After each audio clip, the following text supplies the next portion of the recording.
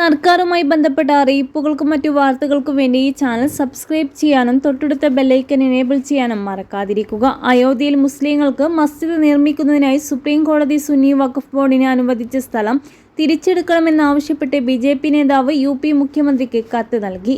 BJP നേതാവ് Rajani സിംഗാണ് UP മുഖ്യമന്ത്രി യോഗി ആദിത്യനാഥിന് കത്ത് നൽകിയത്. 2019 അയോധ്യ കേസിൽ വിധി പ്രസ്താവന നടത്തുന്നതിനിടെ അന്നത്തെ ചീഫ് ജസ്റ്റിസ് രഞ്ജൻ ഗൊഗോയുടെ നേതൃത്വത്തിലുള്ള 5-അംഗ ബെഞ്ചാണ് കേസ് പരിഗണിച്ചിരുന്നത്.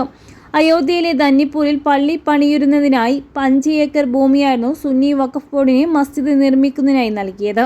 അനുവദിച്ച ഭൂമിയിൽ മസ്ജിദിന്റെ നിർമ്മാണത്തിന് മേൽനോട്ടം വഹിക്കാൻ ഇന്തോ ഇസ്ലാമിക് കൾച്ചറൽ ഫൗണ്ടേഷൻ സ്ഥാപിക്കുകയും ചെയ്തിരുന്നു. എന്നാൽ മസ്ജിദ് നിർമ്മിക്കാനല്ല മുസ്ലിം സമുദായം അവിടെ ശ്രമിക്കുന്നതെന്നും മസ്ജിദിന്റെ മറവിൽ ഭിന്നത സൃഷ്ടിക്കാനുള്ള ശ്രമമാണ് നടത്തുന്നതെന്നാണ് BJP നേതാവായ രജനി സിംഗ് തന്റെ കത്തിൽ ആരോപിക്കുന്നത്. സുന്നി സെൻട്രൽ വഖഫ് ബോർഡിന് അനുവദിച്ച സ്ഥലം മസ്ജിദിന്റെ നിർമ്മാണത്തിനായി ഉപയോഗിക്കാതെ മറ്റ് ആവശ്യങ്ങൾക്കായാണ് ഉപയോഗിക്കുന്നതെന്ന് BJP നേതാവ് തന്റെ കത്തിൽ ചൂണ്ടിക്കാട്ടി.